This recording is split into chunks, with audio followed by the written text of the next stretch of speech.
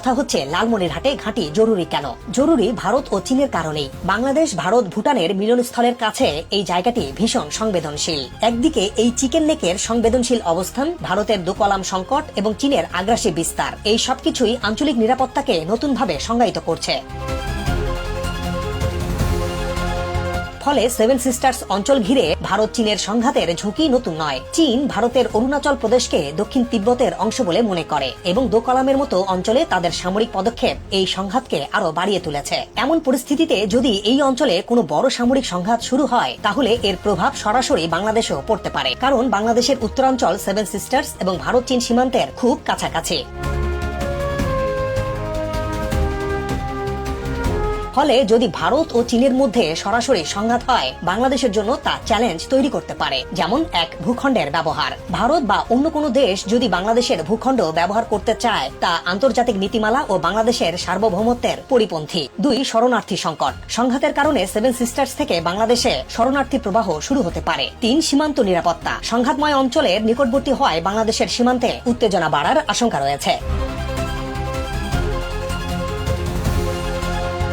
এমন পরিস্থিতিতে লালমনিরহাট বিমান ঘাঁটি বাংলাদেশের জন্য কয়েকটি গুরুত্বপূর্ণ দিক নিশ্চিত করতে পারে। 1, নিজস্ব ভূখণ্ডের সুরক্ষা। উত্তরাঞ্চলে সামরিক উপস্থিতি বৃদ্ধি করলে বাংলাদেশের নিজস্ব নিরাপত্তা ব্যবস্থা শক্তিশালী হবে। এটি নিশ্চিত করবে যে বাংলাদেশের ভূখণ্ড যেন অন্য কোনো দেশের সামরিক কর্মকাণ্ডের জন্য ব্যবহৃত না হয়। 2, সীমান্তে নজরদারি। লালমনিরহাট বিমান ঘাঁটি থেকে বাংলাদেশ সহজেই উত্তরাঞ্চল এবং সেভেন সিস্টার্সের সংলগ্ন সীমান্তে নজরদারি করতে পারবে। এটি শরণার্থী প্রবাহ এবং অনুপ্রবেশ ঠেকাতে কার্যকর ভূমিকা পালন করবে। 3, দুর্যোগ মোকাবিলা। এই অঞ্চলে প্রাকৃতিক দুর্যোগ হলে বিমান ঘাঁটি দ্রুত প্রতিক্রিয়ার জন্য একটি গুরুত্বপূর্ণ কেন্দ্র হতে পারে। 4, আন্তর্জাতিক সহযোগিতার ভারসাম্য। লালমনিরহাট ঘাঁটির মাধ্যমে বাংলাদেশ আঞ্চলিক কৌশলগত ভারসাম্য বজায় রাখতে সক্ষম হবে। এটি চীন বা ভারতের অতিরিক্ত প্রভাব এড়াতে সাহায্য করবে।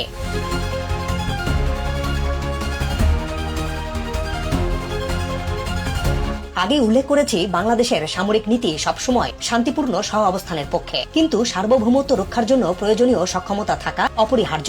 লালমনিরহাট বিমান ঘাঁটি কেবল সামরিক শক্তি বৃদ্ধির প্রতীক নয়, এটি বাংলাদেশের প্রতিরক্ষা, নিরাপত্তা এবং মানবিক সহায়তা প্রদানের সক্ষমতাকে আরও এক ধাপ এগিয়ে নেবে।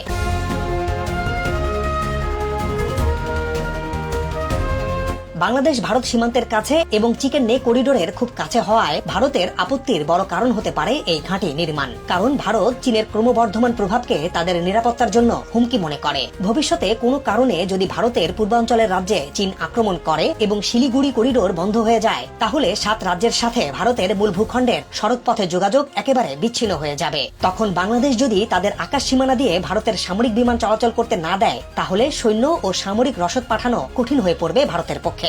অন্যদিকে ভুটানের সাথে চীনের সম্পর্ক খুব ভালো। ভুটানের সাথে চীন টেরিটরি অ্যাডজাস্টমেন্ট করে ফেলেছে।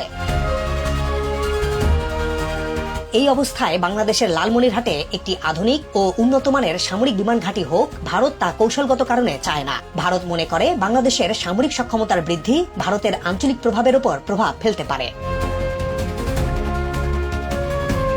আগে উল্লেখ করেছি, লালমনিরহাটে বিমান ঘাঁটি স্থাপন কেবল বাংলাদেশের প্রতিরক্ষা সক্ষমতায় বৃদ্ধি করবে না, বরং আঞ্চলিক রাজনীতিতেও একটি নতুন মাত্রা যোগ করবে। ফলে চীন, কাতার, তুরস্কের মতো দেশ এখানে বিনিয়োগ করতে পারে। চীনের বিনিয়োগ কেন? চীন বাংলাদেশকে তাদের belt and road initiative BRI এর অংশ হিসেবে দেখতে চায়। লালমনিরহাট বিমান ঘাঁটির উন্নয়নে চীন তাদের উন্নত প্রযুক্তি এবং অর্থায়ন দিতে প্রস্তুত হবে নিঃসন্দেহে। এক্ষেত্রে চীনের সম্ভাব্য বিনিয়োগ হতে পারে প্রায় $500 মিলিয়ন, যা রানওয়ে, রাডার এবং বিমান সরঞ্জাম তৈরিতে বিনিয়োগ হতে পারে। এমনিতে বাংলাদেশের সামরিক সরঞ্জামের অনেক কিছুই চীন থেকে কেনা হয়। বাংলাদেশ চীন থেকে 5th জেনারেশন J7 প্লেন ক্রয় করছে। এটি খুব শক্তিশালী এয়ারক্রাফট, যাকে F-35 এর সাথে তুলনা করা যায়। কাতার ও তুরস্কের বিনিয়োগ। কাতার বাংলাদেশের সামরিক অবকাঠামো উন্নয়নে আগেও আগ্রহ দেখিয়েছে, ফলে তারা এই ঘাঁটিতে সরঞ্জাম ক্রয় ও উন্নয়ন প্রকল্পে অর্থায়ন করতে আগ্রহী হতে পারে। সেক্ষেত্রে সম্ভাব্য বিনিয়োগ হতে পারে $200 থেকে $300 মিলিয়ন। আর তুরস্কের সাথে বাংলাদেশের সম্পর্ক সবসময় খুব ভালো। দেশটির সাথে বাংলাদেশের সামরিক সম্পর্ক রয়েছে। সেক্ষেত্রে তুরস্ক বাংলাদেশের সামরিক ঘাঁটিগুলোতে প্রযুক্তি সরবরাহের মাধ্যমে তাদের প্রতিরক্ষা অংশীদারিত্ব আরো বাড়াতে চাইবে নিঃসন্দেহে। মূলত তাদের বিনিয়োগ হতে পারে সামরিক ড্রোন তৈরি, বিক্রি এবং রাডার সিস্টেম স্থাপনে। $100 থেকে $200 মিলিয়ন বিনিয়োগ করতে পারে দেশটি। লালমনিরহাট বিমান ঘাঁটির উন্নয়ন বাংলাদেশের প্রতিরক্ষা সক্ষমতার মাইলফলক হতে পারে। এটি কেবল আঞ্চলিক কৌশলগত গুরুত্বই বাড়াবে না, বরং বাংলাদেশকে একটি স্বনির্ভর সামরিক শক্তি হিসেবে প্রতিষ্ঠিত করবে।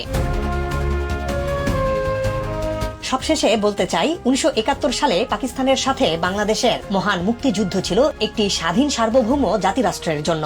বাঙালির অস্তিত্বের জন্য ছিল সে লড়াই, এবং গত 53 বছরে প্রতিবেশী বিভিন্ন দেশের নানা উস্কানি সত্ত্বেও শান্তিপূর্ণ সহ অবস্থান বজায় রেখেছে বাংলাদেশ। কারণ আমরা জানি, যুদ্ধ মানেই ধ্বংস। যুদ্ধ কম বেশি সবারই ক্ষতি ডেকে আনে, কোনো সামরিক প্রতিযোগিতা নয়। আমরা চাই অন্যের স্বার্থে যেন বাংলাদেশের ভূখণ্ড কেউ ব্যবহার না করে। এজন্য যতটুকু প্রস্তুত থাকা দরকার, বাংলাদেশ তাই থাকবে।